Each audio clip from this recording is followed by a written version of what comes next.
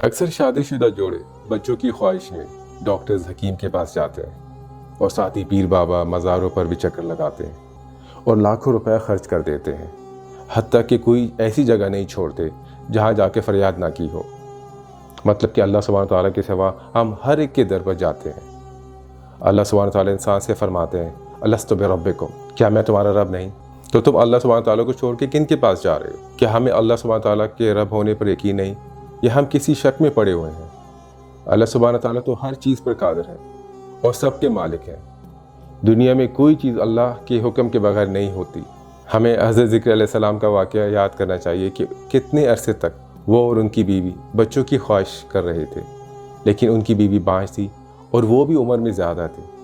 حضرت ذکر علیہ السلام کو معلوم تھا کہ اگر وہ اللہ سبحانہ تعالیٰ سے دعا کریں گے تو وہی سب کچھ کر سکتے ہیں اور ممکن ہو سکتا ہے۔ انہوں نے اللہ سبحانہ تعالیٰ سے دعا کی، پروردگار مجھے اپنی جناب سے اولاد صالحہ عطا فرما، تو بے شک دعا سننے اور قبول کرنے والا ہے۔ فرشتوں نے اللہ کی طرف سے ان کو ایک معزز بیٹے کی بشارت دی جو نیک اور عورتوں سے پرہیز کرنے والے ہوں گے۔ ذکر علیہ السلام کا ایک سوال تھا کہ اے میرے رب، جب میں بڑھاپے کو پہنچ چکا ہوں اور میری بیوی بانجھ ہے تو میرے ہاں لڑکا کیسے ہوگا؟ فرشتوں نے کہا اللہ یوں ہی جو چاہتا ہے کرتا ہے۔ کیا یہ فوری طور پہ ہوا؟ نہیں، ذکر علیہ السلام اپنے بڑھاپے میں تھے جب اللہ سبحانہ تعالیٰ نے انہیں بیٹا عطا فرمایا۔ بس اپنے رب سے مانگو مگر صبر کرو۔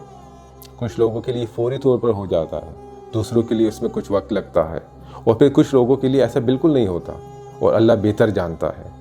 تو ہمیں صرف اللہ سبحانہ تعالیٰ پر ہی بھروسہ ہونا چاہیے اور صدقی دل سے مانگنا چاہیے۔ ہمیں یہ دیکھنا چاہیے کہ ہم عبادت کے ساتھ کچھ ایسے اعمال تو نہیں کر رہے جو اللہ کی ناراضگی کا باعث ہوں۔ بس اللہ سبحانہ تعالیٰ کی خوشنودی حاصل کرنے کے لیے ہر وہ عمل کریں جس سے اللہ سبحانہ تعالیٰ راضی ہو جائے، اور ہمیں سب کو اولاد صالح عطا فرمائے۔ آمین یا رب العالمین۔